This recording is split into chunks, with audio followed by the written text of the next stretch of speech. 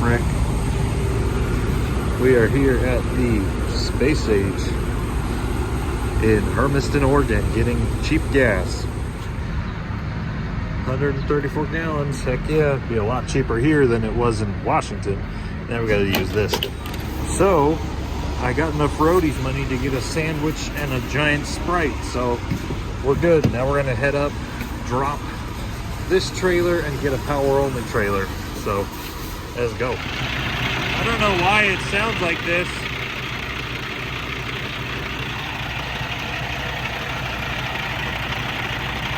There's no...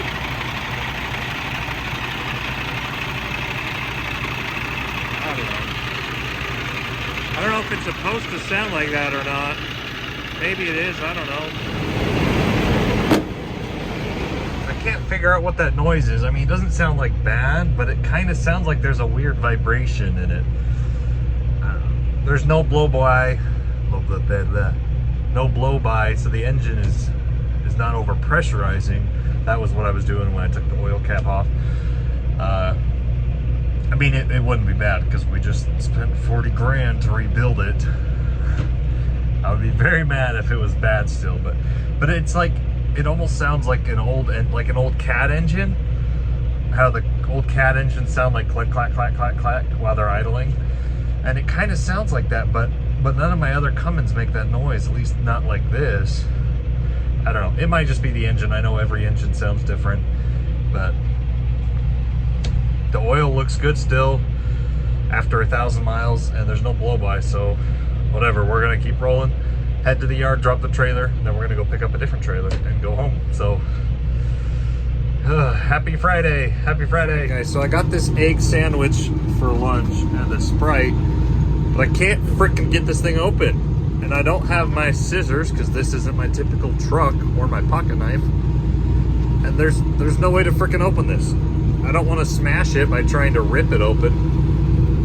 Help. We're driving around. Oh, what state route is this? We're on the Oregon side right now of the river, but it curves up ahead before you get to Pasco, and it turns into Washington again. So we literally just went to Oregon just to get cheap fuel because I'm not paying $5 a gallon for diesel. That is ridiculous. It is almost more expensive to get diesel in Washington than it is in California. So, anyways, look at these views, these mountains. Yeah, I guess my windshield's pretty dirty. Never mind, don't look that way. Look this way, look at the river. Fun, beautiful Friday morning. It's gonna be a good weekend because I gotta load home. I don't have to wait in Washington over the weekend. Yay. All right, we are dropped. Let me get these locks out, lock the front, lock the back, and then we are gonna head up to the next one. All right, got this locked up, the back's locked up, let's go. Let's freaking go. Going over the bridge.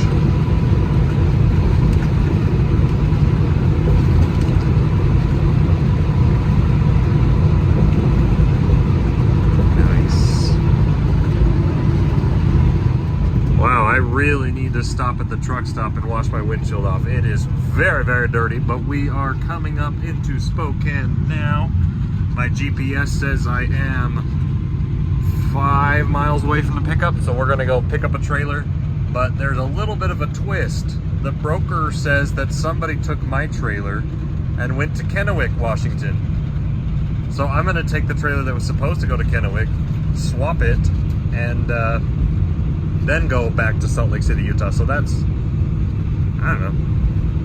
They're gonna throw me an extra $700 to go from Spokane to Kennewick, and I'm like, yes, sir. Just give me the address. So that's our plan now. Spokane, Kennewick, Salt Lake City. And this is a phenomenally paying load with the added charge now. We are looking at $4.80 a mile. Holy cow, that's awesome. So yeah, when I get home, I'm gonna go through. So my last trip, which was on the last video, and this trip, I'm gonna go through and we're gonna calculate the mileage. But overall, I think we're at $3.50 a mile, so that's phenomenal with both loads that I'm on. So And that's with 220 miles of deadhead. So that's still pretty good. Anyways. Holy cow, I feel like I've been cranking forever. It's still too high up.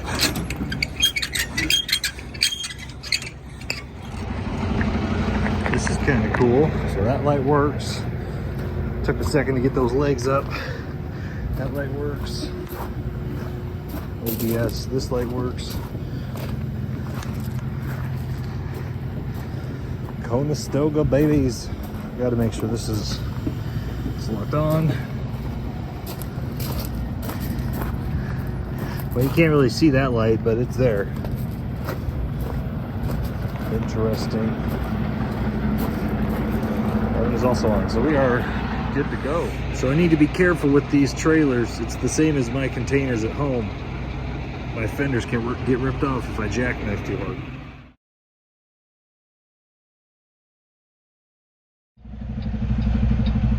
Man, this generator is pretty freaking cool.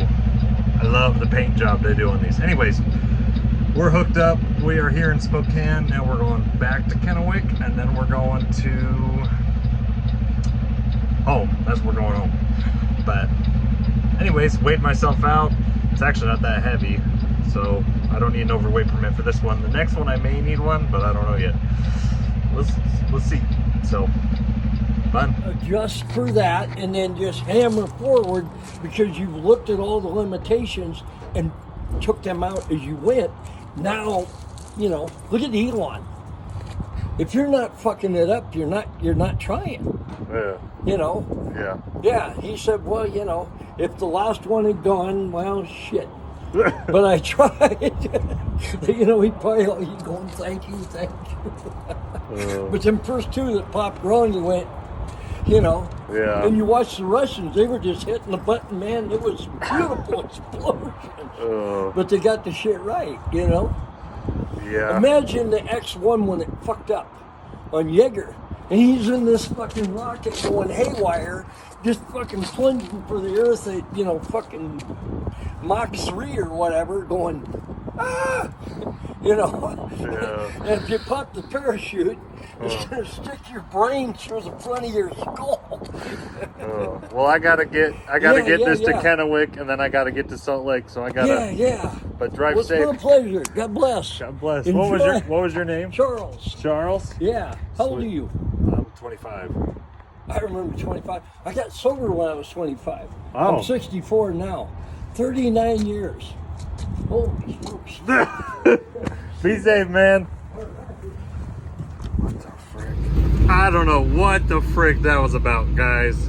That was hilarious. That guy named did you say his name was Charles? I don't know. He stopped me for about 15 minutes and he would not let me go. He just kept talking to me. Good old JB driver. What the frick? That was the weirdest frickin' thing ever. He just like started talking to me. And so I found out he's from Seattle, drives for JB Hunt. He does containers, 53-foot containers from Seattle to Spokane. And he's just, I had no idea what he was saying.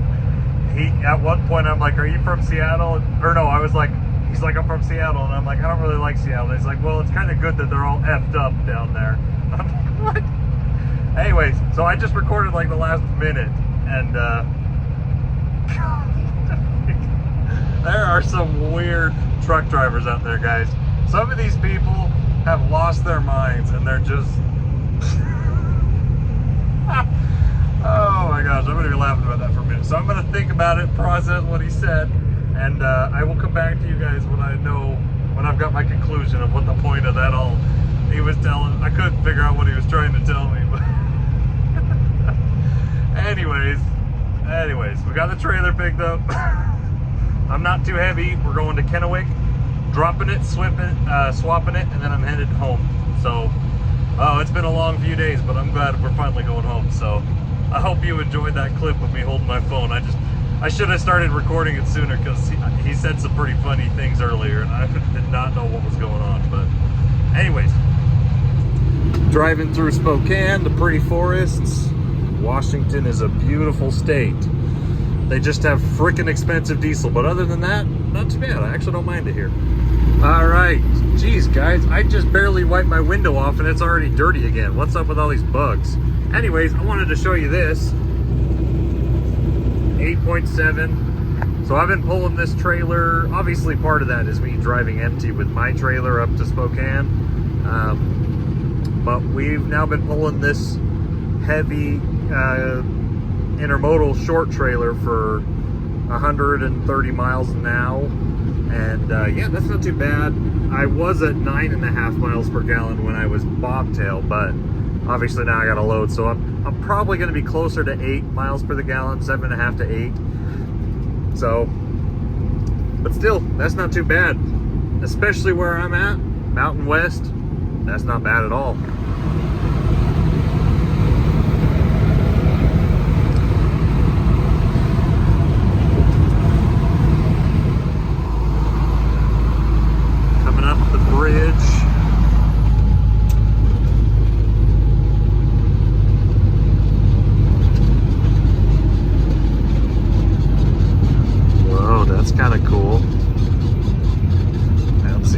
Bouncy. This bridge is very bumpy.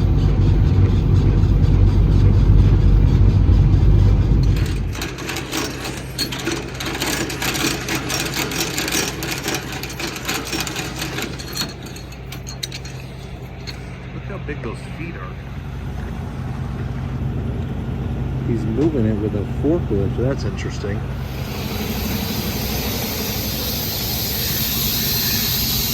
That's interesting. This one is split axle air ride, which the broker told me is a tri-axle. That's interesting. You can hear my airbags. I just put air to this trailer and it immediately put air to those bags. So my tractor has more weight on it. Interesting.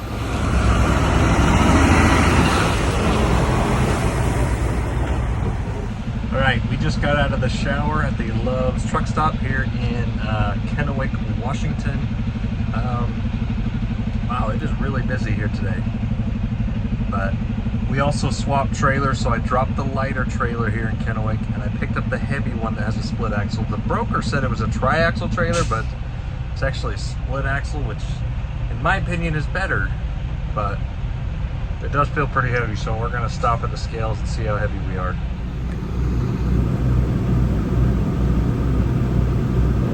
I don't know if you can really see that or not.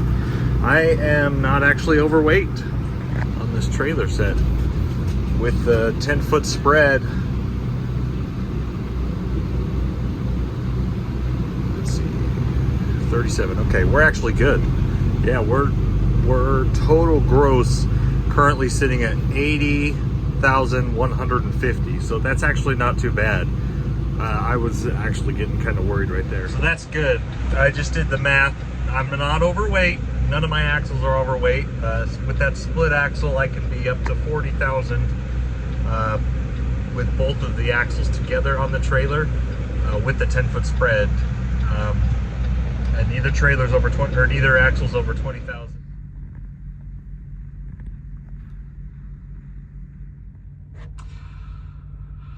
All right, it is 2:30 in the morning. I'm finally finished driving. I am at the rest stop in, where the frick am I? I'm in Idaho, like before you get to, oh my gosh, Twin Falls. The rest stop going between Glens Ferry and Twin Falls. That's where I'm at. So it's been a good day. I went about 15 minutes over my logs, but in my defense, that's because frickin' Charles in Spokane held me up. Oh my gosh. Okay, so I don't know what the frick that was about, but so I wasn't getting fuel, but I was stopped at there's a Flying J that's across the street from the place that I picked up the first trailer this morning. And just offhanded, I was like, there's no parking here.